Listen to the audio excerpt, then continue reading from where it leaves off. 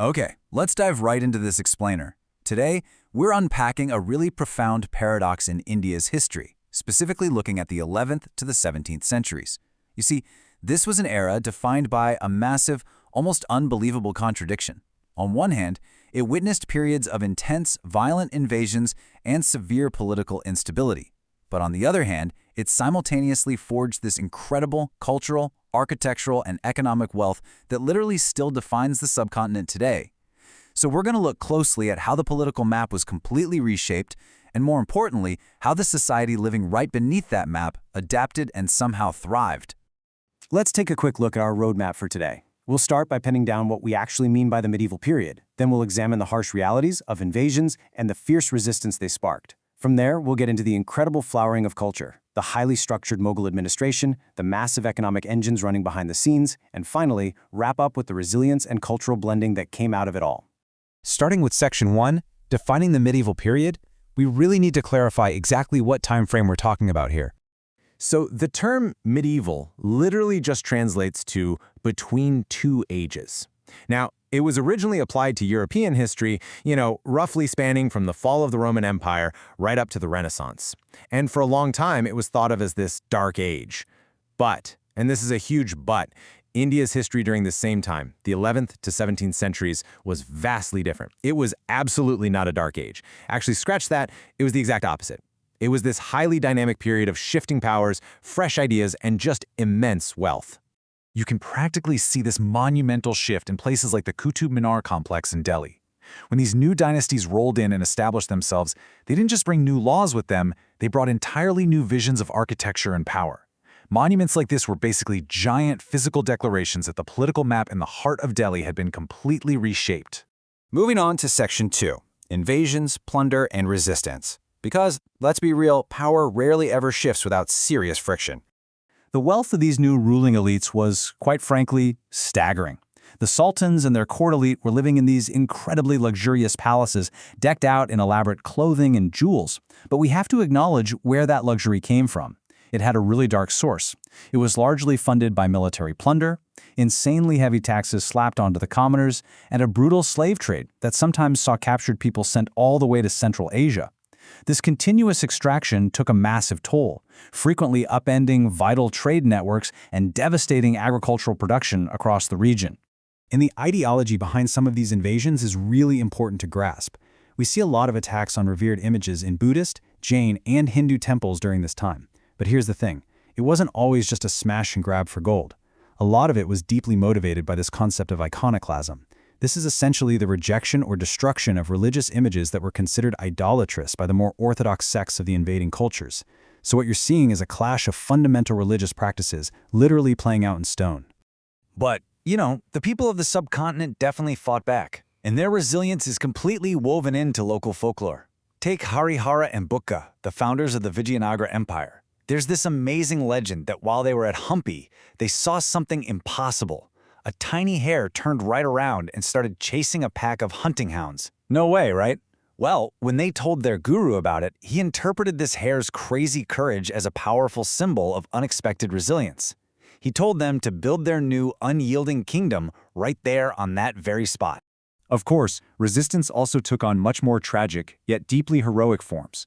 When invading Turkic or Mughal armies closed in, the threat of enslavement and abuse was terrifyingly real for the defeated. In response to this, Rajput women would sometimes commit jauhar.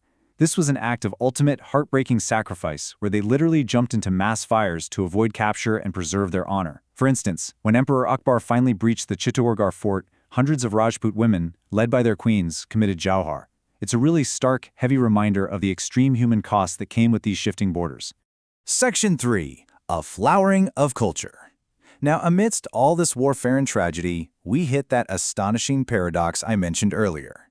It's kind of mind-blowing when you think about it, but this turbulent era gave us some of the most universally recognized architectural marvels on the planet. We're talking the Taj Mahal, Humayun's tomb, those massive red forts. This period was the absolute peak of cultural flourishing. And it wasn't just big stone buildings. Classical music, intricate calligraphy, literature, they all reached entirely new heights.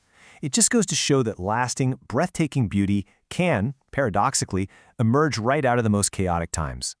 And right alongside the construction of those massive, imposing imperial forts, you had these incredibly delicate, highly refined indigenous arts completely thriving. Take miniature painting, for example. It perfectly captures the insane level of detail and the vibrant, everyday life of the period.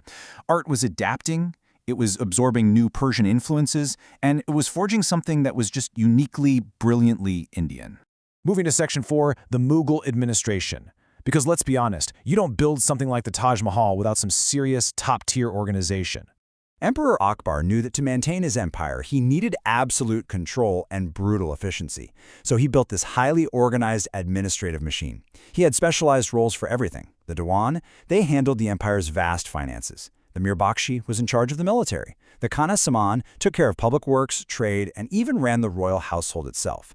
And the Sadr was responsible for justice and religion. Akbar planted these ministers in each of his 12 provinces, or subas. He enforced strict checks and balances so no single person could get too powerful and challenge the throne. Meanwhile, down at the village level, traditional self-governance was mostly left to just do its own thing. Section 5, the economic engine.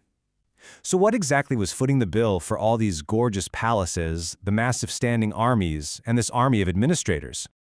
To manage what was arguably one of the wealthiest regions in the world, the Mughals realized they desperately needed uniformity. They scrapped the older, highly varied coins of the Sultanate and rolled out a super-specific, standardized currency system. You've probably heard of the silver rupaya and the copper dam. By standardizing the flow of money, it made collecting taxes and conducting long-distance trade so much easier and vastly more efficient. But make no mistake, the true backbone of all this wealth wasn't minted metal. It was the soil. Agriculture was the absolute engine of the Indian economy. The rulers relied heavily on agrarian revenue, typically taking a fifth, but sometimes demanding up to a staggering 1/2 of a farmer's entire yield. With that kind of pressure, innovation was literally a matter of survival. Enter things like the Persian wheel. This was a crucial piece of tech used to draw water from deep wells. It massively expanded irrigation, which spiked agricultural yields, which in turn fed the empire and kept those royal treasuries overflowing. Now this next part is super interesting. Have you ever heard of a hundi? Think of it as a medieval precursor to modern banking, kind of like an early paper check or wire transfer. It was a written instruction to make a payment to someone. This meant merchants could travel huge distances, right across political borders, without the crazy danger of lugging around heavy chests of physical silver or copper. What's amazing is that these complex, trust-based financial systems operated completely on their own. They kept vast internal and maritime trade networks humming along without any direct meddling from the emperors or the ruling classes. Also, we absolutely cannot overlook the sheer economic power of the temples during this time. They were so much more than just places to pray. They were massive, decentralized economic ecosystems. They held huge amounts of donated land and wealth, known as dana, in trust. And the temple managers actually put that wealth to work. They built community infrastructure like irrigation tanks and traveler accommodations. They even acted like local banks, providing crucial credit to merchants. They functioned as bustling, vibrant markets entirely separate from the imperial courts, which kept the grassroots economy incredibly strong.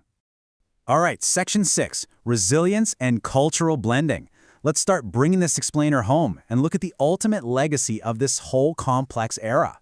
If there's one defining takeaway here, it's the sheer, unbreakable resilience of Indian society. The paradoxes are just wild. You have this vast, legendary wealth, but commoners are grinding through incredibly harsh economic realities because of brutal taxes. You have periods of devastating religious persecution, sitting right next to highly broad-minded rulers trying to foster unity. But through it all, society adapted. When towns or trade routes got smashed, they just rebuilt them.